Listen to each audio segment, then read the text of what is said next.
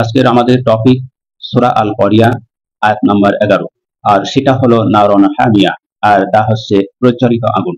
আজকের আমাদের আলোচনার বিষয়বস্তু সূরা আল করিয়ার 11 নম্বর আয়াতের প্রত্যক্ষ দৃষ্টিভঙ্গি হলো আল্লাহ পাক রব্বুল আলামিন স্পষ্টভাবে তিনি জানাচ্ছেন যে যে ব্যক্তি কিয়ামতের দিনে হামিয়া অর্থাৎ নরক স্থানে নিক্ষিপ্ত হবে, তার পরিণতি হবে জ্বলন্ত আগুনের মধ্যে পতন। তাহলে প্রত্যক্ষভাবে এই আয়াত শাসককে দৃষ্টি আকর্ষণ করেছে, ধনী ব্যক্তিকে দৃষ্টি আকর্ষণ করেছে এবং গরিব সকলকে সতর্ক বার্তা হিসেবে বলা হয়েছে। ক্ষমতার অপব্যয়কারী, দমনকারী শাসক বা ন্যায় বিচার অস্বীকারী নেতা, তাদের শেষ ঠিকানা হবে এই আগুন অর্থাৎ নারন হামিয়া, যা সূরা আল করিয়া 11 নম্বর আয়াতে বলা হয়েছে। এই আয়াতের পরোক্ষ দৃষ্টিভঙ্গি শাসকের দৃষ্টিকোণ থেকে, আর সেটা হলো একজন শাসক আল্লাহর পক্ষ থেকে আমানত প্রাপ্ত, তার মানে তাকে দায়িত্ব দেওয়া হয়েছে।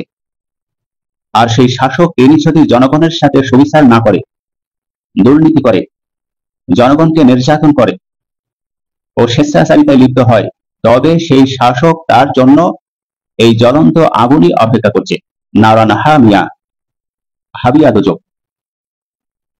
এখানে শুধু পরকালীন শাস্তির ইঙ্গিত দিয়ে সমাপ্ত করা হয়নি, বরং পৃথিবীতে অন্যায়ের আগুনও এই শাসকের ধ্বংস করে। ইতিহাসে বহু রাজা বাদশাহ অন্যায় শাসনের কারণে পতিত হয়ে নরকের উদাহরণস্বরূপ দুনিয়াতেই লাঞ্ছিত হয়েছে। আমরা পরে ইতিহাস উপস্থাপন করব ইনশাআল্লাহ। নারন হামিয়া, সূরা আল করিয়ার 11 নম্বর আয়াতের সাদৃশ্য নিয়ে কোরআন কারীমের অন্যান্য আয়াত উপস্থাপন করব। প্রথমে দেখব সূরা আন-নিসা আয়াত নাম্বার 58। সেখানে আল্লাহ কি বলেছেন? আল্লাহ বলেছেন, আল্লাহ তোমাদের নির্দেশ দেন আমানত তাদের নিকট পৌঁছে দিতে। আল্লাহ তোমাদের নির্দেশ দেন আমানত তাদের নিকট পৌঁছে দিতে যারা তার যোগ্য। আর যখন মানুষের মধ্যে বিচার করবে, বিচার কার্য পরিচালনা করবে, তখন ন্যায়ের সাথে বিচার প্রতিষ্ঠান করবে। তাহলে সূরা আন-নিসা আয়াত নাম্বার 58 পরিষ্কার করলো যে আমানত দায়িত্ব ও বিচার প্রতিষ্ঠা শাসকের প্রধান দায়িত্ব। আরো বলা হয়েছে সূরা বাকারা আয়াত নাম্বার 285। সেখানে বলা হয়েছে, কেউ তার সাধ্যের বাইরে দায়িত্ব বহন করবে না, কেউ তার সাধ্যের বাইরে দায়িত্ব বহন করবে না। তার মানে আল্লাহ এখানে বলেছেন, আমি তার সাধ্যের বাইরে কোনো দায়িত্ব তার দেব না। এই জন্য শাসককে মনে করিয়ে দেওয়া হলো যে শাসক যেন তার দায়িত্ব জনগণের প্রতি সুবিচার করে, অত্যাচার না করে। যদি অত্যাচার করে তাহলে অন্যথায় আগুনের শাস্তি তাকে অবশ্যই পেতে হবে। সূরা আল বাকারা আয়াত নাম্বার 286 এখানে বলা হয়েছে। আরো বলা হয়েছে সূরা হুদ আয়াত নাম্বার 113। সেখানে আল্লাহ বলেছেন, তোমরা অত্যাচারীদের দিকে ঝুঁকো না। আল্লাহ বলছেন, তোমরা অত্যাচারীদের দিকে ঝুঁকো না। যারা সমাজে মানুষের প্রতি অত্যাচার করে তাদের সঙ্গ দিও না, তাদের দিকে ঝুঁকো না। যদি দাও তাহলে আগুন তোমাদেরকে স্পর্শ করবে। তাহলে এখানে গণতন্ত্রের রাজনীতি করতে গেলে হিসাব করে পা বাড়াতে হবে। শাসক যদি অত্যাচারী হয়, তার মানে যাকে আপনি ভোট দিচ্ছেন সে যদি অত্যাচারী হয়, আর জনগণ যদি সেই শাসকের সমর্থন করে, তাহলে উভয়ের গন্তব্যস্থান হবে আগুন, নারান হামিয়া। আমরা জানি আমাদের সরকার, কেন্দ্রীয় সরকার, এখানে নরেন্দ্র মোদীর দুরবস্থা এমনটাই হবে। ইনশাআল্লাহ সে হাবিয়া দোজখে প্রবেশ করবে। সে জনগণকে এমন ভাবে অত্যাচার করছে, অত্যাচারী শাসক হিসেবে বিবেচিত হয়েছে। আরো বলা হয়েছে সূরা হুমাজাহ আরো বলা হয়েছে, সে অবশ্যই নিক্ষিপ্ত হবে হুতামায়। কে নিক্ষিপ্ত হবে হুতামায়? আর হে নবী, তুমি কি জানো হুতামা কি জিনিস? হুতামা হলো সেটি আল্লাহর প্রজ্বালিত আগুন। তার মানে আল্লাহ সেই আগুন নিজে প্রস্তুত করে রেখেছেন, সে অবশ্যই নিক্ষিপ্ত হবে ওই হুতামায়। কে সে? এখানে আগুন শাসকের অহংকার ভেঙে চুরমার করে দেবে এবং সম্পদ সঞ্চয় করে রাখে, গরিবকে দেয় না, তাকে ধ্বংস করা হবে। সম্পদ অপব্যয় করে এমন ব্যক্তিকে ধ্বংস করা হবে। এই আগুন, এই হোতামায় নিক্ষিপ্ত করা হবে ওই ব্যক্তিকে। তাহলে আমরা এখানে দেখি শাসকের অহংকার একমাত্র এই হোতামায় নিক্ষিপ্ত হবে। আমরা বর্তমান যে গণতন্ত্র দেখছি, এই শাসকগুলো তার ভেতরে নিক্ষিপ্ত হবে বলে আমরা আশঙ্কা বোধ করি। যুক্তি ও লজিক যদি আমরা উপস্থাপন করি, ন্যায় বিচার ছাড়া শাসন ব্যবস্থা থেকে না। অন্যায়, দুর্নীতি তারা সমাজে অস্থিরতা সৃষ্টি করে। ভারতবর্ষে প্রতিটি জনগণকে এইভাবে অস্থিরতা সৃষ্টি তৈরি করেছে। শাসক যদি নিজেই অত্যাচারিত হয়, তাহলে হাবিয়া দোজখ তার জন্য অপেক্ষা করছে।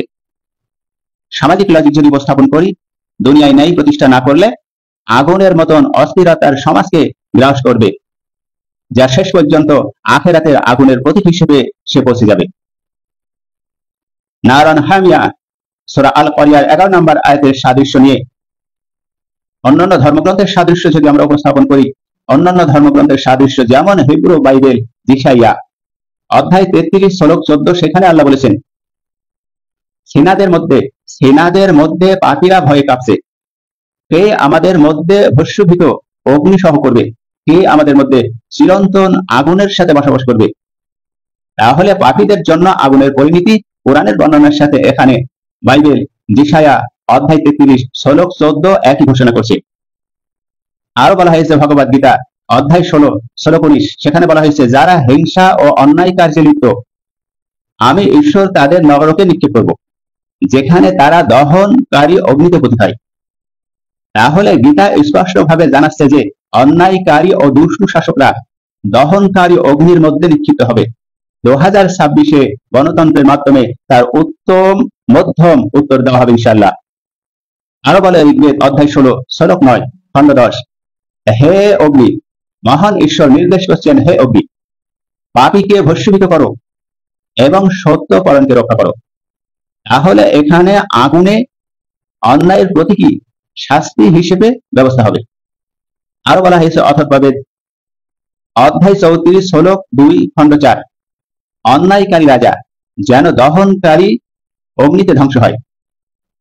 আমরা আশা করি মুসলিমদের প্রতি যারা নির্যাতন করছে, এই নির্যাতনের কারণে বিশেষ করে ভারতবর্ষের সরকার 2026 অবশ্যই ধ্বংস হবে। অন্যায়কারী রাজা দহনকারী অগ্নি দ্বারা ধ্বংস হবে, যাহাতে শাসকের জন্য আগুনের পরিণতি সরাসরি বর্ণনা করা হয়েছে। সারসংক্ষেপ হলো এটাই যে সূরা আল করিয়া 11 নম্বর আয়াতে নারানা হামিয়া শুধু ব্যক্তিগত পাপীদের জন্য এখানে বলা হয়নি, বরং অন্যায়কারী শাসকের জন্য কঠিন সতর্কবার্তা এখানে উপস্থাপন করা হয়েছে। যেমন কোরআন ও অন্যান্য ধর্মগ্রন্থের সাদৃশ্যপূর্ণভাবে অন্যায়কারী শাসক এর পরিণতি জ্বলন্ত আগুনের পতন হিসেবে বর্ণিত হয়েছে। ন্যায় বিচারহীন শাসক ব্যবস্থা দুনিয়া ও আখেরাতে উভয় আগুনে পতিত হবে তারা।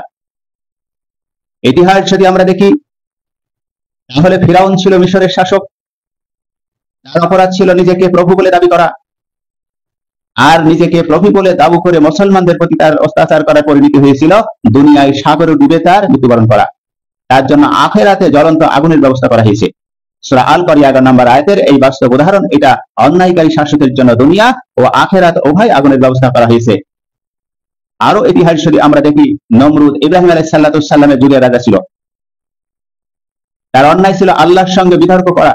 সে বলেছিল, আমি মানুষের জীবন দিতে পারি এবং মৃত্যু দিতে পারি। একথার তার পরিণতি হয়েছিল ঐতিহাসিক সূত্র, যেটা আমরা দেখি একটি ক্ষুদ্র মশার মাধ্যমে আল্লাহ পাক রব্বুল আলামিন তাকে ধ্বংস করেছিলেন এবং মৃত্যুর পরে তাকে নরকে দহন যন্ত্রণার ব্যবস্থা করা হয়েছে। এই অহংকারী শাসকের পতন এইভাবে হবে ইনশাআল্লাহ। 2026 এই অহংকারী স্বৈরাচারী শাসক জনগণের মাধ্যমে জনগণ তার উত্তম মধ্যম শিক্ষা দেবে অবশ্যই ইনশাআল্লাহ। ইতিহাস যদি দেখি, আবু জাহেল ছিল মক্কার নেতা। তার অন্যায় ছিল ইসলামের বিরোধিতা করা, অর্থাৎ নবী করিম সাল্লাল্লাহু আলাইহি সাল্লাম বিরুদ্ধে প্রচন্ড বিরোধিতা করেছিল এবং গরিবদের অবহেলা করেছিল, যা ভারতবর্ষের মোদী সরকারের প্রতীক হিসেবে দাঁড়ায়। আবু জেহেলের পরিণতি হয়েছিল বদর যুদ্ধে নিহত। আমরা চাই 2026 এই যুদ্ধে তাকে ভারত থেকে বিদায় জানানোর একটাই সুযোগ, আর তার জন্য আখেরাতে থাকবে হোতামা অর্থাৎ নারন হামিয়া, এই প্রজ্বলিত আগুনের ব্যবস্থা। ইতিহাস যদি আরো দেখি, ইমাম হোসেন রাদিয়াল্লাহু তাআলা আনহু, এই সময়ে ইয়াজিদের ঘটনা। ইয়াজিদ ছিল মদ্যপ পাপী, স্বেচ্ছাচারী। এই স্বেচ্ছাচারী শাসক ইসলামের খিলাফতের নাম ব্যবহার করে অন্যায় শাসন করেছিল, আর এই অন্যায় শাসন করার পরিণতি হয়েছিল কারবালার ইমাম হোসাইনের রক্তে ঝরণের পর ইতিহাসে চিরকাল তার জন্য অভিসম্পদ আর অভিসম্পদ। আর তার জন্য রয়েছে আখেরাতে নারন হাবিয়া দোজখের শাস্তি। এই শাস্তি থেকে রক্ষা সে পাবে না। এইসব ইতিহাস মনে করিয়ে দেয় ভারত সরকার নিরহ হিন্দু, নিরহ খ্রিস্টান এবং নিরহ শিখ এবং বৌদ্ধদেরকে এবং আদিবাসীদেরকে অত্যাচার করার পরিণতি নারন হামিয়া পর্যন্ত তাকে পৌঁছে দেবে, যা 2026 একটা দৃষ্টান্তমূলক প্রতীক হিসেবে দাঁড়াবে ইনশাআল্লাহ। আধুনিক ইতিহাস যদি আমরা দেখি, হিটলারের কথা আমরা জানি। হিটলার দুনিয়াতে প্রায় কোটি মানুষ হত্যা করেছিল এবং শেষমেশ তার পরিণতি হয়েছিল আত্মহত্যা, এবং আত্মহত্যা করে নিজের লাশকে আগুনে পোড়ানো হয়েছিল। আখেরাতেও তার জন্য জ্বলন্ত আগুন অপেক্ষা করছে। অত্যাচারের মাধ্যমে কোটি মানুষের প্রাণ নিয়েছিল, মৃত্যুর পরে নিজ দেশের জনগণ তাকে অভিসম্পাদ দিয়েছিল। এগুলো প্রমাণ করে যে ন্যায়হীন শাসক দুনিয়ায় পতিত হয়, আখেরাতেও রয়েছে আগুন। ইনশাআল্লাহ মুসলিম অত্যাচারী সমস্ত রাজাকে এই পরিণতি হবে যা ইতিহাস সাক্ষী দেয়। যুক্তি ও লজিক উপস্থাপন করি, শাসক যদি ন্যায় বিচার না করে তবে তার পতন অনিবার্য প্রাকৃতিক নিয়মেই হবে। 2026-এ তার দৃষ্টান্তমূলক প্রমাণ হবে। ইতিহাস, ধর্মগ্রন্থ সহ এটাই প্রমাণ করে। অন্যায় শাসন ব্যবস্থা কখনো টেকে না, আগুন তাকে গ্রাস করবে এবং সেই শাসক নিজেই তাতে পতিত হবে। যে কুয়া কেটেছে সেই কুয়ায় সে পড়বে ইনশাআল্লাহ। সূরা আল করিয়ার 11 নম্বর আয়াতের ভবিষ্যৎ পরকাল দিয়ে ক্ষান্ত হয়নি, বরং অতীতের শাসন ব্যবস্থার বাস্তব উদাহরণের সাথে সরাসরি যুক্ত আছে। সূরা আল করিয়া 11 নম্বর আয়াত, নারন হামিয়া এর সাদৃশ্য নিয়ে অন্যান্য ধর্মগ্রন্থ বলে বাইবেল। ফিরাউনের কথা সেখানে উপস্থাপন করেছেন, ফিরাউনের অহংকার ও পতন ফুটিয়ে তুলেছেন সেখানে।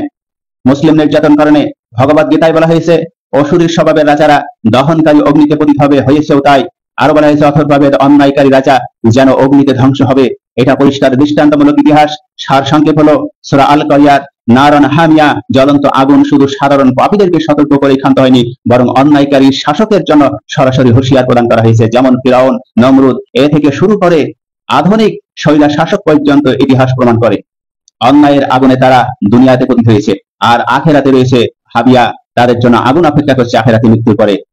প্রিয় দর্শক, আমাদের আলোচনা এটাই ছিল যে সূরা আল করিয়ার আয়াত নম্বর 11 নারন হামিয়া, এই ছোট্ট একটি আয়াত দিয়ে আমরা বর্তমান মুসলিম বিদ্বেষী যত সরকার আছে তাদের উত্তম মধ্যম জবাব দিতে পারি, এবং তাদেরকে আল্লাহ পাক রব্বুল আলামিন দুনিয়াতেই তাদের শাস্তির ব্যবস্থা করেছেন, এমন নির্যাতন করেছেন, এমন উচিত শিক্ষা দিয়েছেন যে শিক্ষা ইতিহাসের পাতায় দৃষ্টান্তমূলক হিসেবে দাঁড়িয়ে আছে। ইনশাআল্লাহ 2026-এও ভারতবর্ষে এমন একটা দৃষ্টান্তমূলক ইতিহাস উপস্থাপন করা হবে। এই স্বৈরাচারী সরকারের বিরুদ্ধে জনগণ তারা সচেতন হবে এবং 2026-এ এমন ভাবে তাকে জবাব দেওয়া হবে, ভারতবর্ষ থেকে বিজেপি চিরতরে বিদায় নেবে ইনশাআল্লাহ। পরবর্তী ভিডিও দেখার জন্য সকলকে আমন্ত্রণ জানিয়ে আজকের মতন বিদায় নিচ্ছি। আখির দাওয়ানা আলহামদুলিল্লাহি রাব্বিল আলামিন। আসসালামু আলাইকুম ওয়া রাহমাতুল্লাহি ওয়া বারাকাতুহু।